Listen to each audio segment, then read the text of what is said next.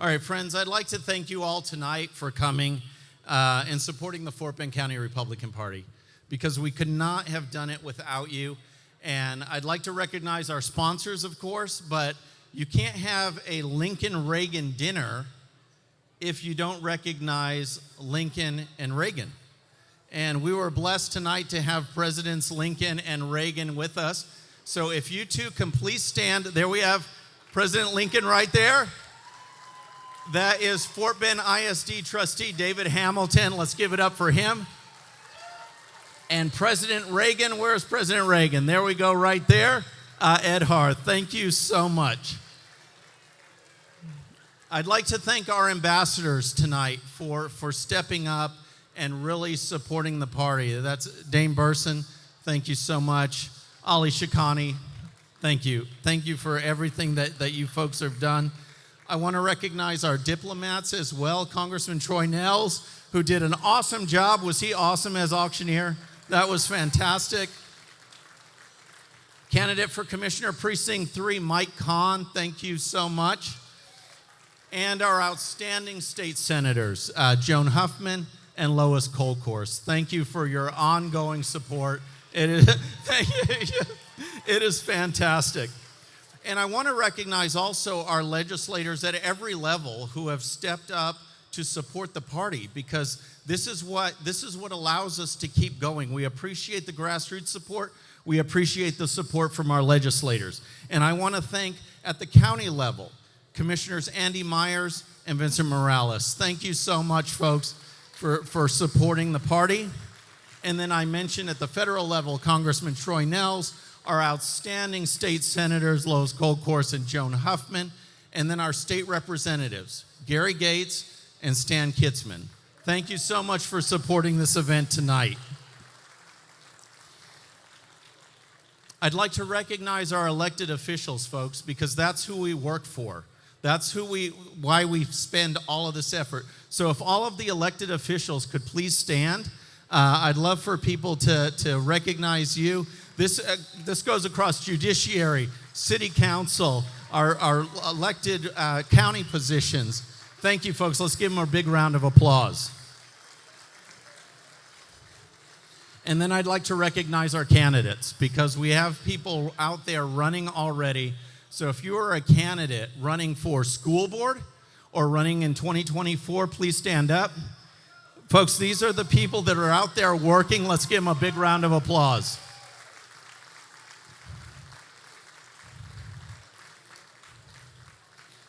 And I want to acknowledge our current and future leaders who we have with us tonight, who represent the next generation in Fort Bend County.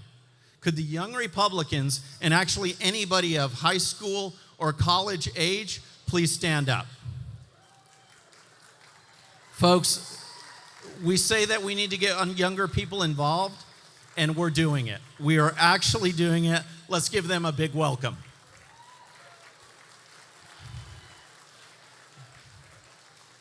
All right, friends, as we mentioned before, there's a few things I want to cover before we get to our keynote folks, and I hope you pay attention to this, because it's very important to know how all of your support has made a difference, how we have made a difference in this county. We won our first county-wide races since 2016. We won 6 to the Democrats 7. And here's what you need to keep in mind, all right? We were 1,500 votes away from an 11-2 victory. That's how close it was. That's how close it was to a national news story, a national media story for the most diverse county to go 11-2 against the Democrats. But now we're looking at 2024. So we got to wipe the slate clean. We got to we did great in 2020, but now it's 2024. And we got to start over, all right? 2024 is going to be even harder, folks. And for us to have a chance, we need to understand what we're up against and what the Democrats and those on the left are willing to do to increase their power and control, because that's what it's all about. Over the last few decades, the left has taken control of the media, entertainment, education, big tech, you name it. They seek to silence our voices and will use any tactic to do it. They expect us to back down, and they expect us to roll over. And why? Why is that? Because it has happened over and over again. In too many instances, it seems like those of us on the right fight until we lose. But those on the left and the Democrats, they fight until they win. And that is what we have to change, and that starts right now. So what's it going to take, all right? How do we defeat the left and turn this country around? For starters, we need to know the battlefield, and we have to meet them on that battlefield and not be afraid of what they'll throw at us. I was talking to a friend of mine, and I want to recognize a couple friends here tonight. Steve Munisteri, former chairman of the Republican Party of Texas, good friend Ed Rebinar, and longtime friend Mark Messenger. Thank you so much for being here. I wasn't talking to those guys. I was talking to another friend of mine, and it was a very interesting discussion about politics and the political climate in America. And he said this. He says, yes, I consider myself a Republican, but I'm more of a Reagan Republican. So what did he mean by that in that particular context? He wasn't talking about conservative or bashing Reagan's conservative values. He wants lower taxes, this guy. He wants smaller government, but he doesn't want Republicans to get into that other stuff, okay? That statement naturally leads to two questions, all right? It is, what is the other stuff, and can it be ignored? Because if it can, fine, who cares what it is, all right? Can we just focus on the so-called regular stuff and be successful? So in addition to taxes and spending and regulations and the positions the Democrats take on those issues, we see those on the left pushing an ideology of division, of suppression, and control. That's what they're all about. Whether it's entertainment or education, like I mentioned, the media, big tech, or corporations, conservatives aren't even allowed to have an opinion. If conservatives speak out and say something that goes against the approved speech of the left, they are banned. They are shouted down, and they're even assaulted. In foreign policy, for example, the left promotes a weak America that doesn't have the moral authority to lead. The left wants us to take a back seat so that regimes such as China and Russia can rise up and take that leadership role. A vacuum will always be filled, folks. It will always be filled. And if America doesn't lead, someone else will.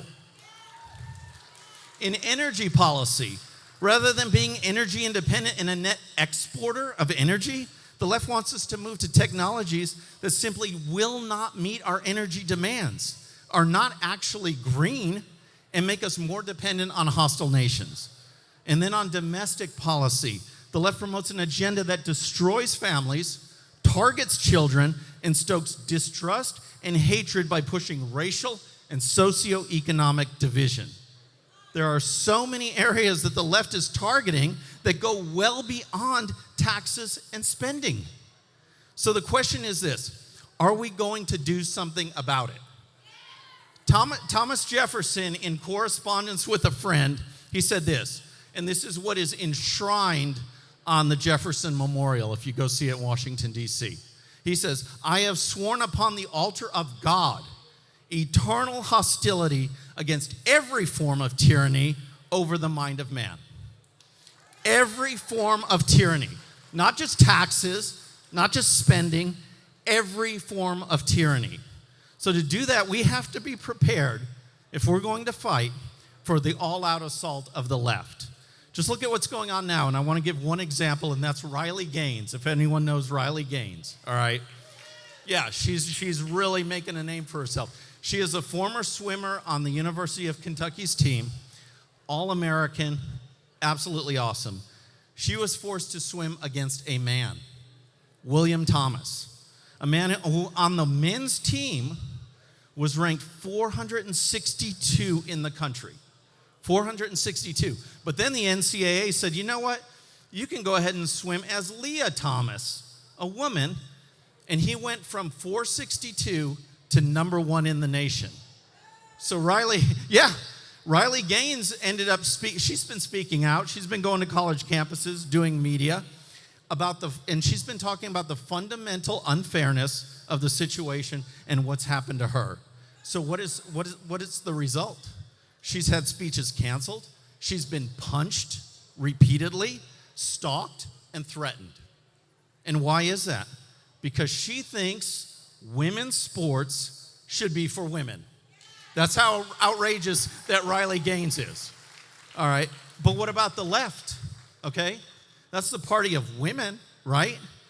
The party of women is tearing down women's sports because it tears down America. Riley Gaines is willing to speak out, and she's paying the price. And that's just one example, folks. Biden wants people who paid off their student loans to not only pay off those loans, but also pay off the loans of other people that refuse to pay. He wants people with good credit to subsidize the loans of people with bad credit. I mean, that's just nuts. The Democrats want to penalize high-achieving students and dumb everybody down because gifted and talented programs are somehow racist. And by the way, according to the left, math is a symbol of white supremacy. So in case you didn't know that, it's a symbol of white supremacy, and so is promptness and hard work. Those are racist. And if you complain, if you actually speak out like Riley Gaines, the left accuses us of being racist. And they do that by saying that we are intolerant. They accuse us of being intolerant. And I want to focus on that word tolerance for just a second, just a little bit before I wrap up. Because tolerance is a term that the Democrats use to justify any of their fringe policies that are sexually explicit, that are racially divisive, and blatantly unfair. And they play off the fact that they can throw out a little name calling and we tend to back down. Call us racist, and most of the people run for cover. They get scared and they run for the hills. Well, I will not back down. I will take the fight to the Democrats every single time. Catholic Archbishop Charles Chaput had a great quote, and he said, "Evil preaches tolerance until it is dominant. Then it tries to silence the good." Think about that one. My friends, there is no virtue in tolerance. Love, compassion, kindness, those are virtues. But tolerance of behavior that tears down America only leads to left-wing Democrats pushing more division, more suppression, and more control. That's all it does. They expect us to tolerate these policies because they scare us into submission. The Democrats bank on the fact that if they go on the attack, we will roll over. We have to say that those days are done. We have to fight back. We must be willing to stand up and fight. We must be willing to fight for that other stuff. That's what we need to fight for. So rather than policies of division, we must cut through those attacks and show the people of this county, this state, and this country that there's a better way. There are policies that unite and inspire and provide hope to all Americans. That's what we are all about, folks. We don't hold back the progress of one child to make another child look better. We lift up all children. That is what we do. We don't say, hey, you paid your bills, so go ahead and pay mine too. We create an economic environment where all can succeed. And we don't label people as good or evil based on the color of their skin. That is something we will not do.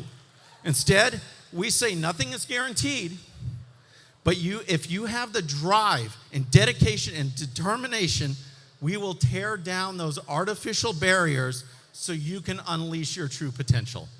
So who's with me on that? Who is ready to fight?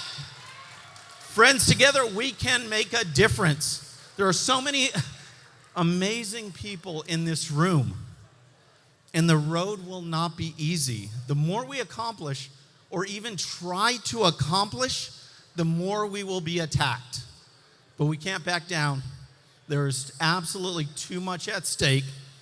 I know our cause is just, and together we will win. Thank you.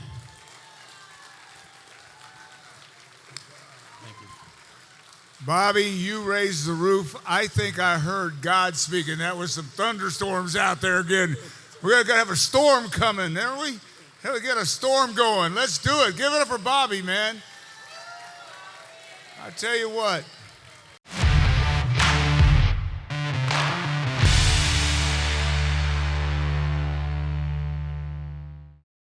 All right, friends, thanks again for tuning in. I really appreciate it. And before you go, please hit that subscribe button above. Once you do, tell your friends, share it, spread the word about the 13-minute news hour so we can keep growing. And for more great content, check out these videos right here, and I'll see you next time.